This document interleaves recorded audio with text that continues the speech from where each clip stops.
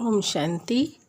सुनते हैं 10 मई 2022 की बाबा की मधुर महावाक्य।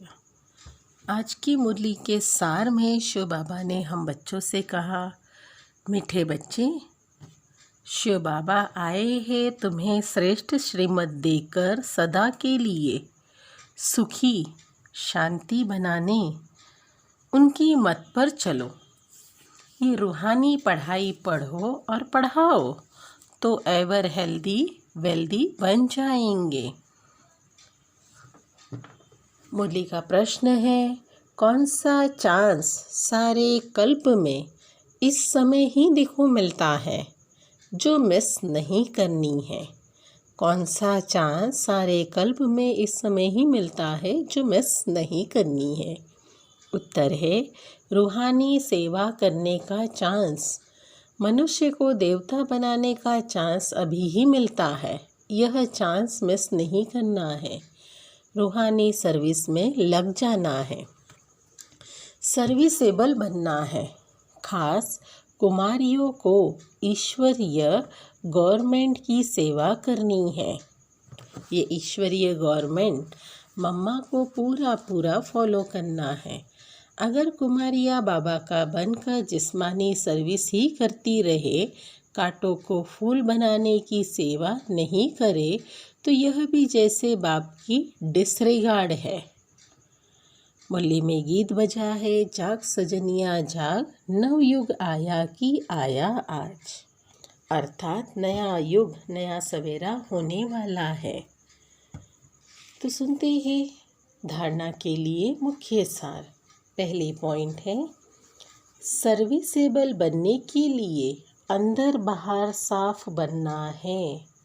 मुख से बहुत मीठे बोल बोलने हैं। देह सहित देह के सब संबंधों से बुद्धि योग हटाना है और संग से अपनी संभाल करनी है। दूसरी पॉइंट है, बाप समान मास्टर दुखहर्ता सुखकर्ता बनना है। रूहानी सेवा कर सच्ची कमाई करनी है। रूहानी शिव बाबा की मत पर रूहानी सोशल वर्कर बनना है। आज का मीठा वरदान है, मैं और मेरा बाबा, मैं और मेरा बाबा इस विधि द्वारा जीवन मुक्ति स्थिति का अनुभव करने वाले सहज योगी भव। इसका स्पष्टीकरण है, ब्राह्मण बनना अर्थात देह संबंध और संबंधों के बंधन से भी मुक्त बनना। देह अर्थात संबंध और साधनों के बंधन से भी मुक्त होना। देह के संबंधियों का देह के नाते से संबंध नहीं, लेकिन आत्मिक संबंध हो। यदि कोई किसी के वश परवश हो जाते हैं तो बंधन है, लेकिन ब्राह्मण अर्थात जीवन मुक्ति।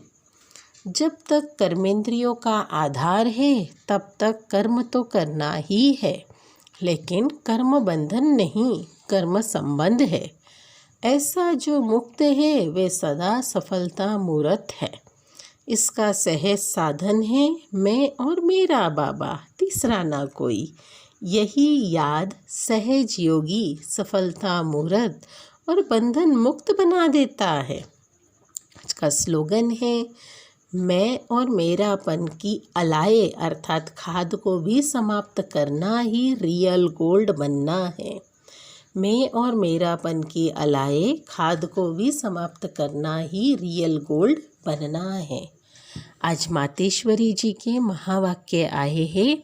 मम्मा ने कहा, यह जो मनुष्य गीत गाते हैं वो गीता के भगवान, अपना वचन निभाने आ जाओ। अब वह स्वयं गीता का भगवान अपना कल्प पहले वाला वचन पालन करने के लिए आया है और कहते हैं, हे बच्चे, जब भारत पर अति धर्म की ग्लानि होती है तब मैं इसी समय अपना अंजाम अर्थात पालन करने, वायदा निभाने के लिए अवश्य आता हूँ। अब मेरे आने का ये मतलब नहीं कि मैं कोई युगे युगे आता हूँ।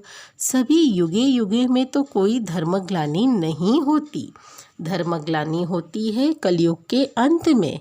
तो परमात्मा कलयुग के अंत के समय में आते हैं और कलयुग फिर कल्प कल्प आता है, तो ज़रूर वह कल्प कल्प आते होंगे।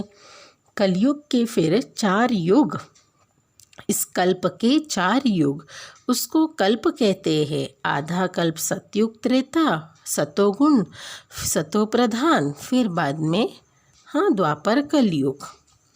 वहाँ परमात्मा के आने से कोई ज़रूरत ही नहीं और द्वापर युग से ही फिर दूसरे धर्म की शुरुआत होती है।